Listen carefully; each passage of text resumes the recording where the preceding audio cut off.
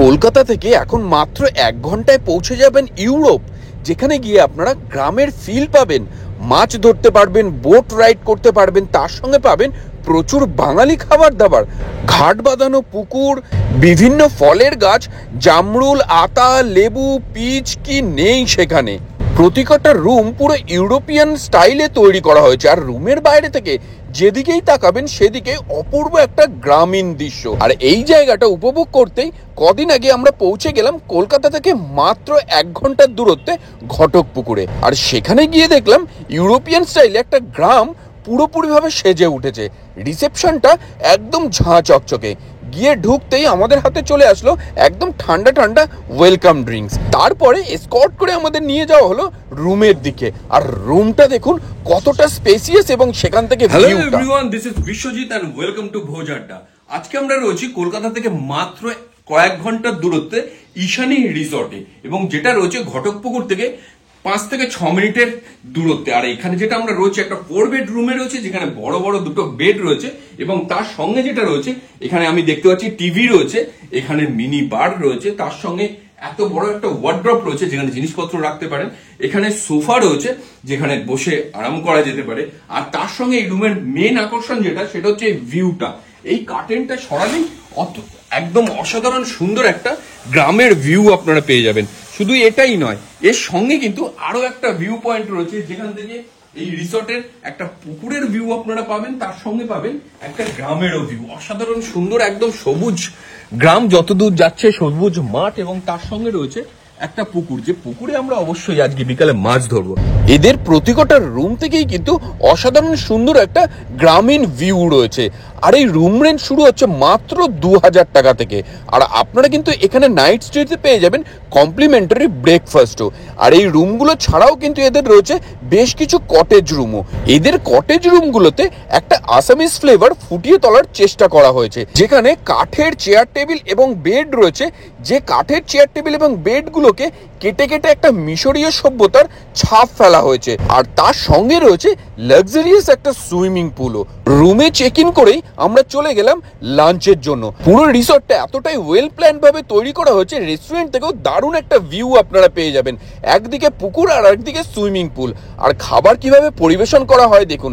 এর আগে আমি প্রচুর বাঙালি থালি খেয়েছি, কিন্তু এত সুন্দর এবং ইউনিক হইতে পরিবেশন আগে কখনো পাইনি। আর এখানে বাঙালি থালির মধ্যে আমরা ট্রাই করেছিলাম এদের মহাভোজ থালি। আপনারা চাইলে এখান থেকে আলাকাটেও খাবার খেতে পারেন।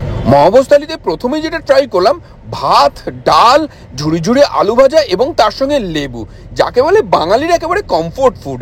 এরপরে থালির মধ্যে ছিল শাক এবং ফুলকপির তরকারি, যেটা আমরা স্কিপ করে গেছি। আর এই ভিডিওটা যারা যারা দেখছেন, কে কোথা থেকে দেখছেন সেটা জানাবেন আমাকে কমেন্ট বক্সে, যাতে পরের ভিডিওতে আমি আপনাদের ধন্যবাদ জানাতে পারি।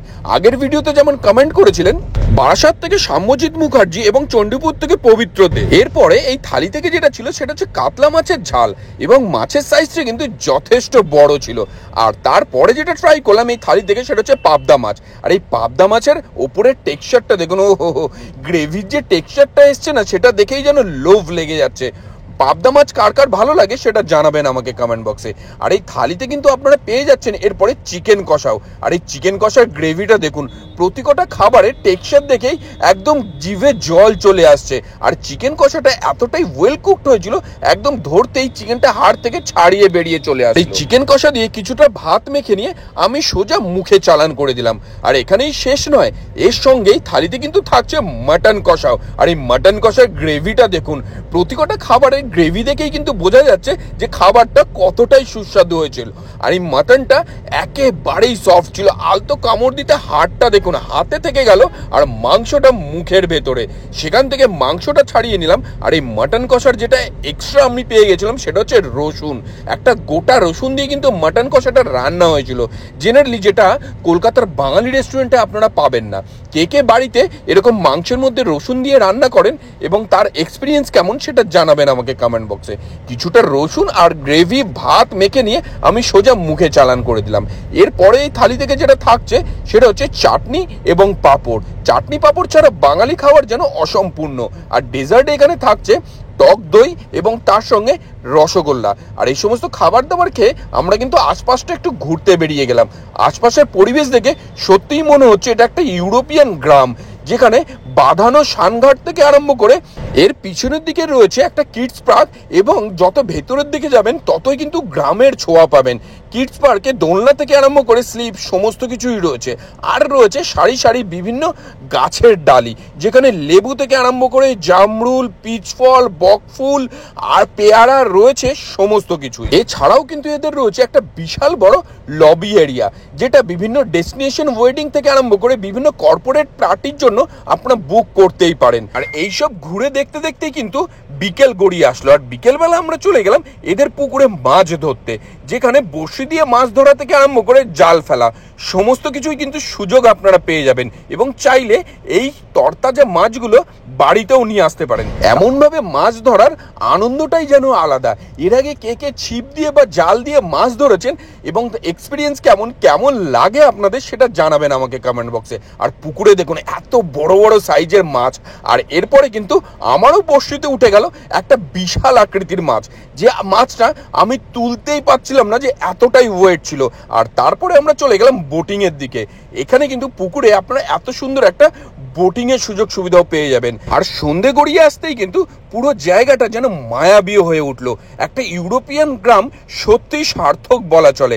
সন্ধেবেলা আমরা চলে গেলাম এদের পুল সাইডে, যেখানে মকটেল থেকে আরম্ভ করে জলকেলি এবং তার সঙ্গে ছিল বিভিন্ন রকমের স্টার্টার আইটেম, সেই সমস্ত খেয়ে নিলাম আর জলে চুর নিলাম বেশ অনেকক্ষণ ধরে। আর সন্ধে নামতেই পুরো রিসর্টটা দেখুন আলোয় আলোকিত হয়ে উঠেছে, যেটা দেখলে মনে হচ্ছে সত্যি ছবির মতন একটা ইউরোপিয়ান গ্রামে আমরা রয়েছি। এখানে জিম থেকে আরম্ভ করে রেস্টুরেন্ট সমস্ত কিছুই কিন্তু এর ভেতরে রয়েছে।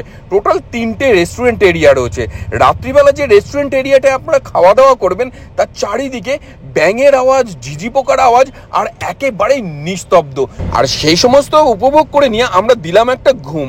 আর সকালে ব্রেকফাস্টে কিন্তু ছিল কমপ্লিমেন্টারি ব্রেকফাস্ট, যেখানে প্রচুর রকমের আইটেম ছিল। খাওয়া দাওয়া করে নিয়ে একটু টেবিল টেনিস, ক্যারাম খেলে নিয়ে আমরা বাড়ির দিকে গেলাম।